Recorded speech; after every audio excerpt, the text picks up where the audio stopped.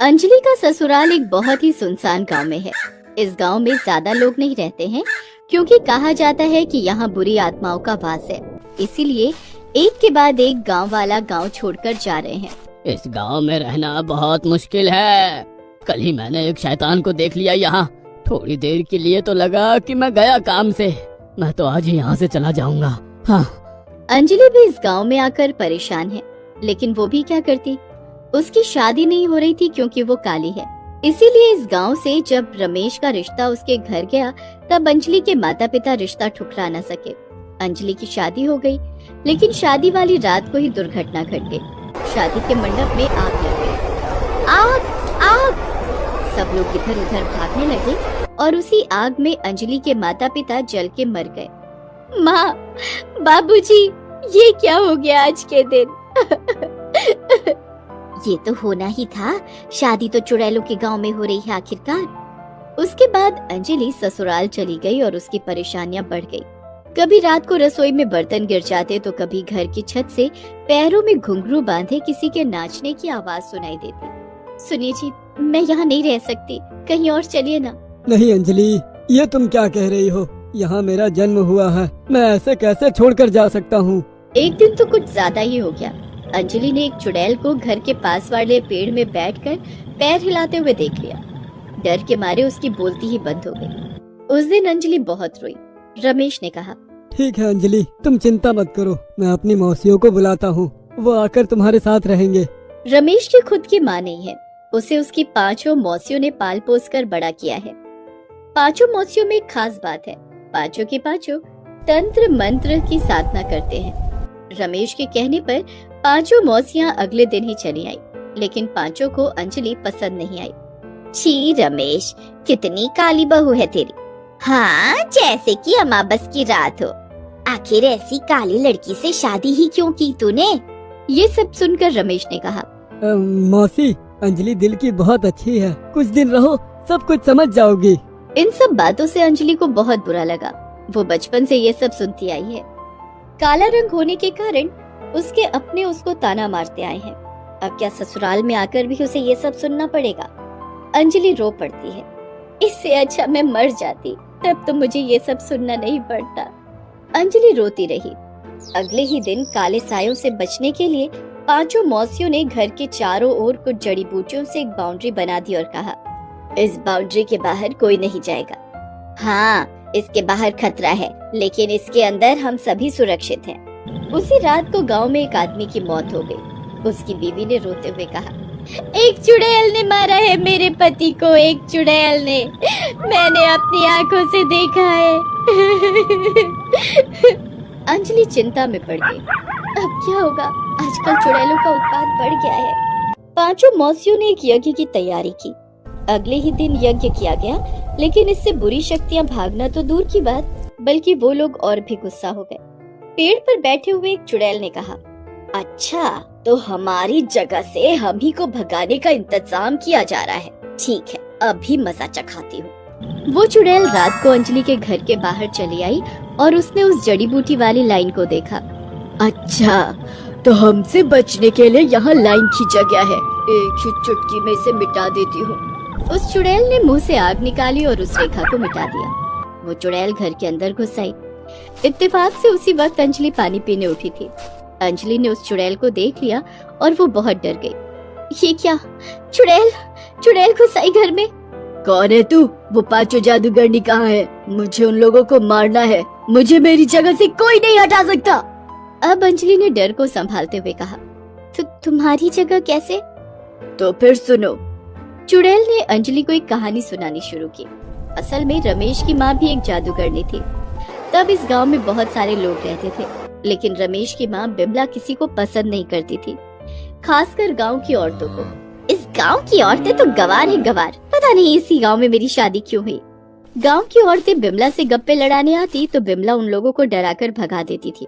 भागो यहाँ से, मुझसे बात करने की भी तुम लोगों की औकात नहीं है, पता है मैं कितनी पढ़ी लिखी हूँ। बिमला में बहुत घमंड था और इसी के साथ साथ वो शैतान की साधना भी करती थी। एक दिन गांव की एक औरत बिमला के पास आई। उसका नाम केतकी था। बिमला दीदी, मेरे घर में आटा खत्म हो गया है, क्या आप मुझे देंगी? बिमला गुस्सा हो गई और कहा, गरीब की बच्ची मुझसे आटा मांगने आई है, मेरे घर में घुसने की तेरी हिम्मत कैसे हुई?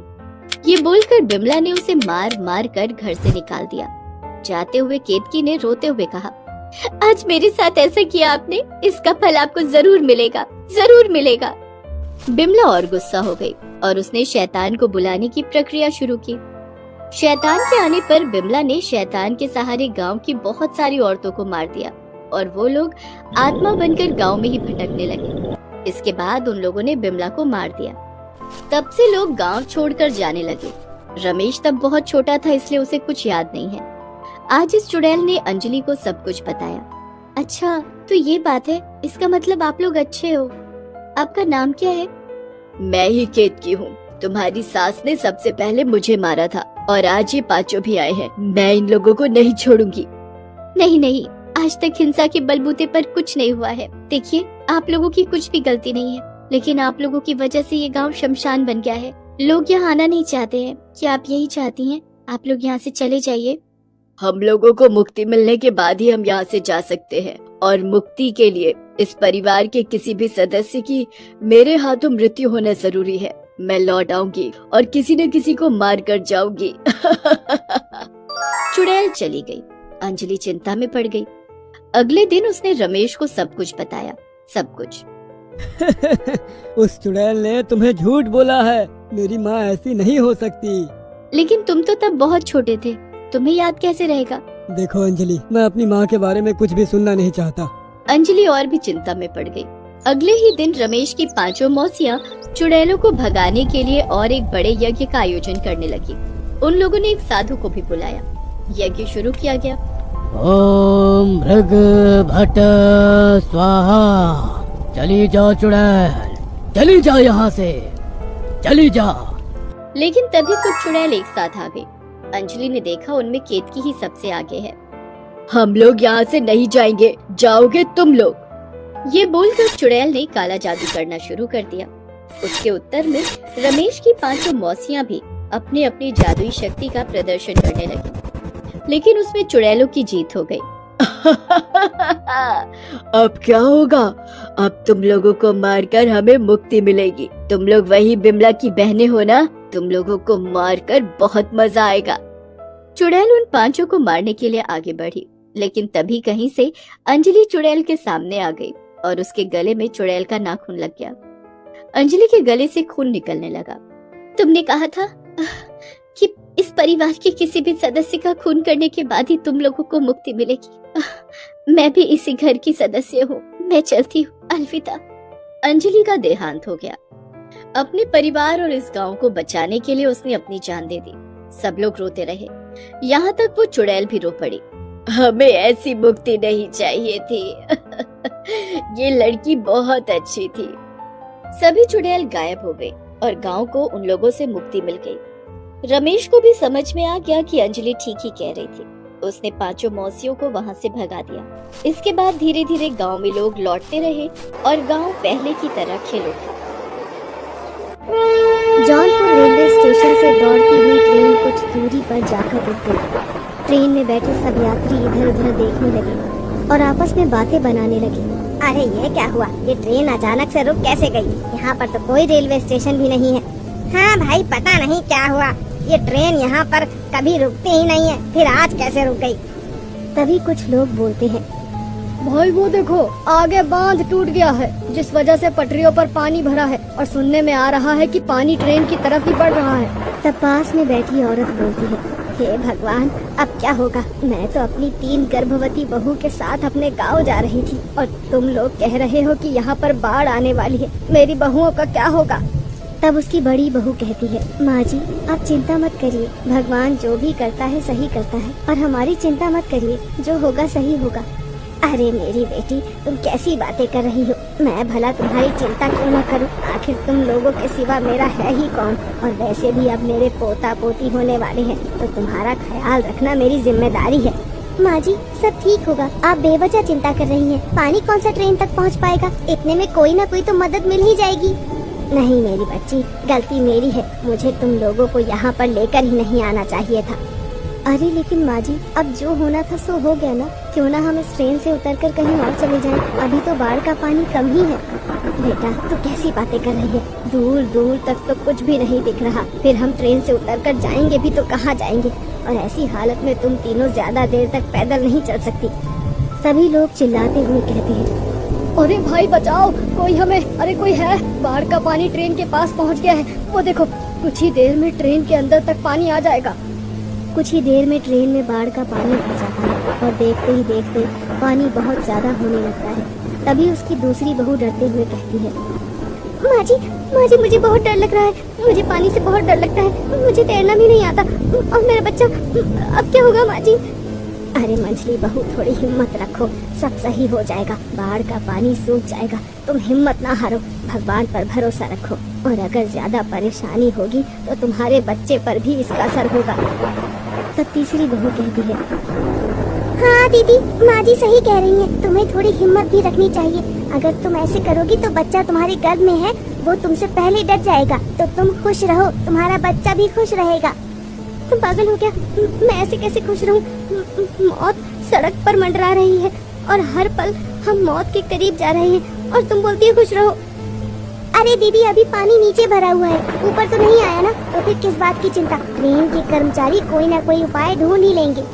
तब पास में बैठी एक बूढ़ी औरत कहती है, अरे बेटा चिंता मत करो, मैं अपने गांव की दाई हूँ। वो आजकल के बच्चों के हिसाब से तो मुझे नर्स कह सकती हो। हाँ, अगर कुछ होता भी है तो मैं तुम्हारी डिलीवरी यहीं पर करा सकती हूँ। वैसे देखने से लगता है कि तुम लोगों का 9वां महीना चल रहा है। हाँ?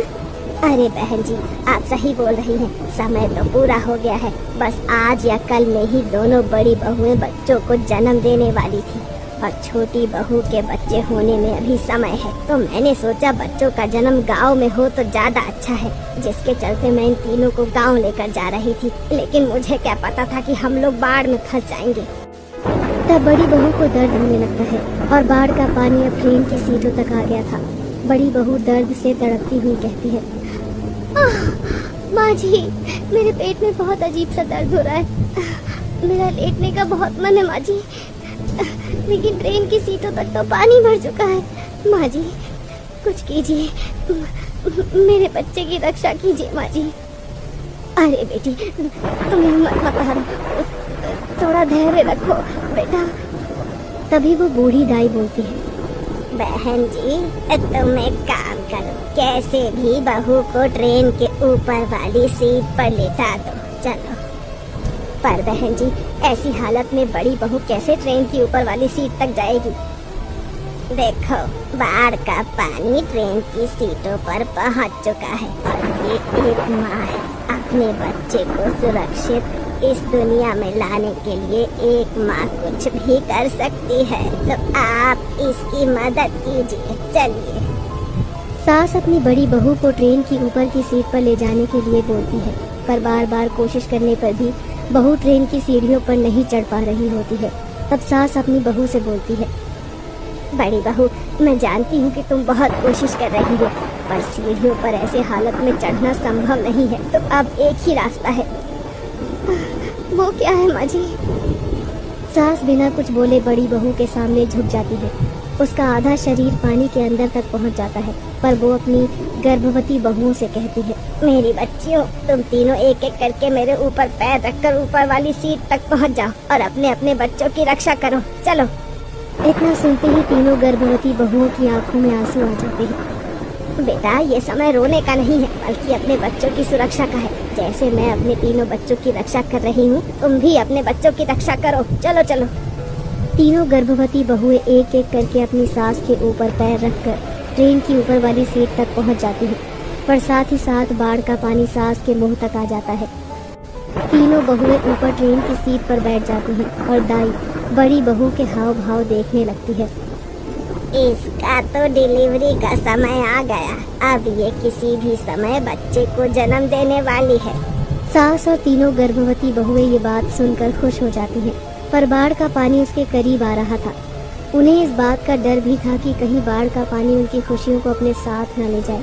फिर दाई देखते ही देखते बच्चा पैदा करा देती है। बड़ी बहू को एक लड़का होता है तो दाई कहती है, मुबारक हो बहन, तुम दादी बन गई। बस भगवान करे ये बच्चा अपने साथ अच्छी किस्मत लेकर आया हो। तुम ऐसा क्यों बोल रही हो बहन? बच्चे तो भगवान का रूप होते हैं और ये बच्चे अपनी अच्छी किस्मत लाते हैं। सास इतना ही कहती है कि दूसरी बहू को दर्द होने लगता है। उसे दाई दूसरी सीट पर लिटा देती है और कुछ देर बाद दूसरी बहू एक लड़की को जन्म देती है। पर तभी बाढ़ का पानी ऊपर वाली सीटों तक पहुंच जाता है और सास और उसकी तीनों बहुएं अपने बच्चों के साथ और दाई बाढ़ के पानी में डूबने लगते हैं। तभी सबसे छोटी बहू को दर्द होने लगता है।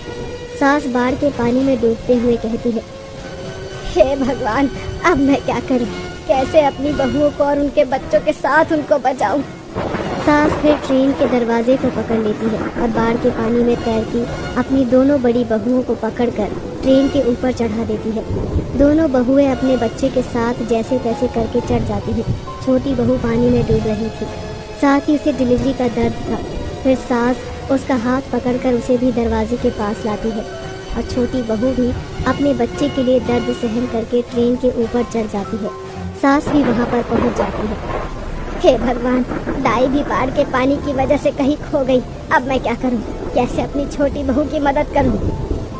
माँ जी, बहुत दर्द हो रहा है, अब बर्दाश्त नहीं हो रहा। सास फिर खुद ही हिम्मत करके अपनी छोटी बहू की बाढ़ में ही डिलीवरी करवा देती है और सबसे छोटी बहू एक लड़का और एक लड़की को जन्म देती है। मेरी बच्ची, तुम तीनों को बहुत बहुत बधाई हो। आज तुम तीनों ने बाढ़ में ही हिम्मत नहीं हारी और अपने बच्चे को जन्म दे दिया। और अब देखो, बच्चों के जन्म होते ही पानी भी कम होने लगा। तुम्हारे बच्चे बहुत किस्मत वाले हैं जो पैदा होते ही बाकी लोगों की भी जान बचा रहे हैं। माँ जी, आपने बिल्कुल सही कहा। भगवान जो भी करता है सही करता है। आज इस ट्रेन में बाढ़ आने से हमें हमारे सौभाग्य का पता चला कि हमारी सास हमारे लिए क्या है। आप सच में देवी हैं माँ जी। फिर कुछ देर बाद हालात सही हो जाते हैं और सास अपनी तीनों बहू और बच्चों को लेकर अपने गांव पहुंच जाती है और सब लोग खुशी खुशी रहने लगते हैं।